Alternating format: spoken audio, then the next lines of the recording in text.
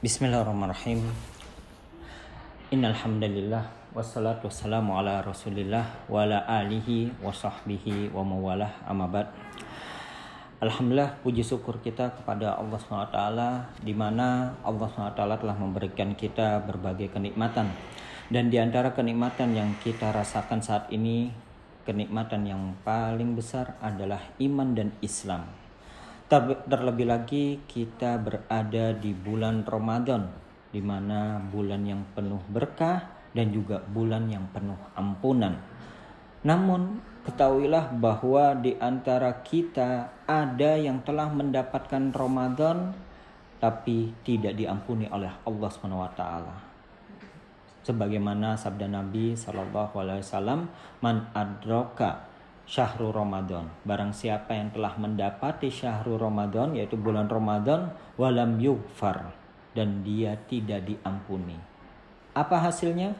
Hasilnya adalah fadakhalan nar, maka dia akan masuk ke dalam api neraka.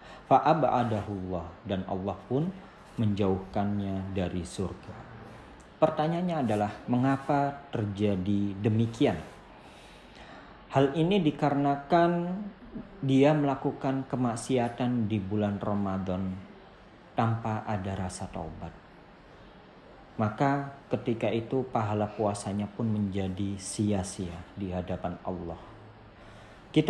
Maka seperti demikian kita harus tahu tentang keburukan-keburukan yang dapat merusak nilai pahala puasa kita di bulan Ramadan.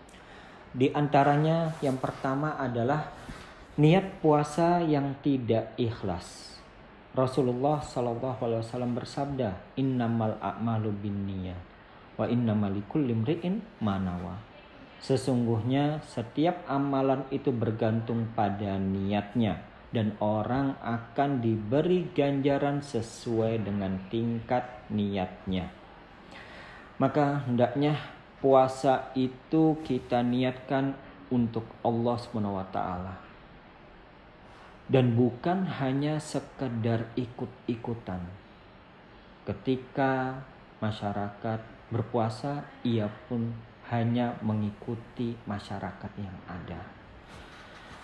Terlebih lagi kalau seandainya niat kita murni bukan untuk Allah, seperti untuk wajah manusia, agar kita dikatakan sebagai ahli puasa, dipuji sebagai orang-orang yang suka berpuasa. Ketahuilah, demikian ini merupakan kesyirikan. Bahkan bisa termasuk kesyirikan yang tidak diampuni oleh Allah SWT. Sebagaimana firman Allah, innallaha la yaghfiru ayyushraka bihi wa yaghfiru ma duna dzalika liman yasha. Sesungguhnya Allah itu tidak mengampuni dosa-dosa syirik dan mengampuni dosa-dosa selainnya. Maka niat yang tidak ikhlas ini menjadi perusak amalan-amalan puasa khususnya, dan bisa merusak amalan-amalan ibadah lainnya, tergantung pada niatnya. Yang kedua adalah puasa tetapi meninggalkan sholat.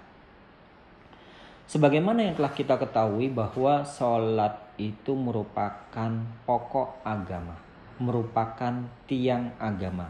Disebutkan dalam sabda Nabi SAW, as-sholatu imaduddin.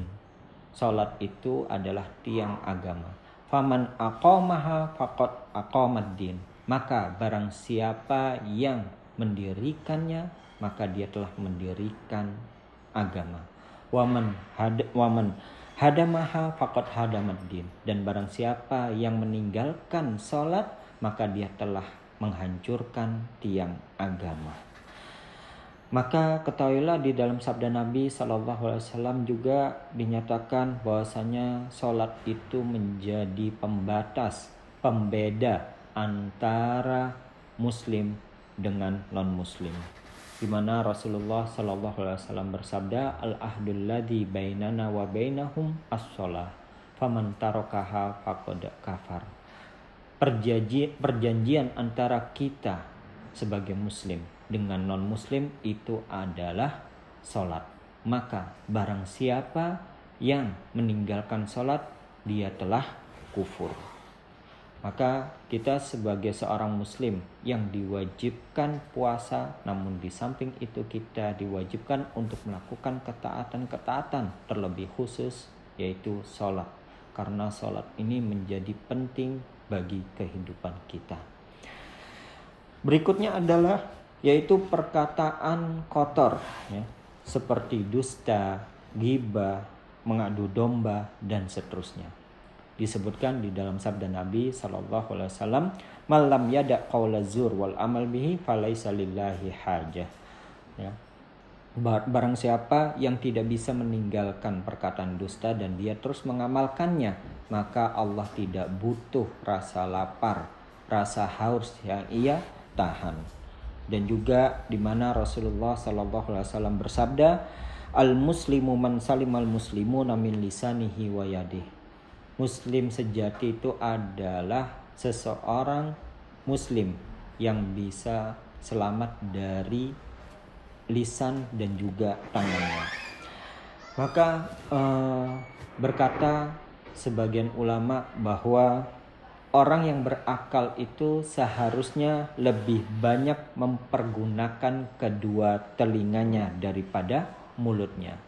Dia perlu menyadari bahwasannya Allah SWT menciptakan telinga ada 2, sedangkan lisan itu 1.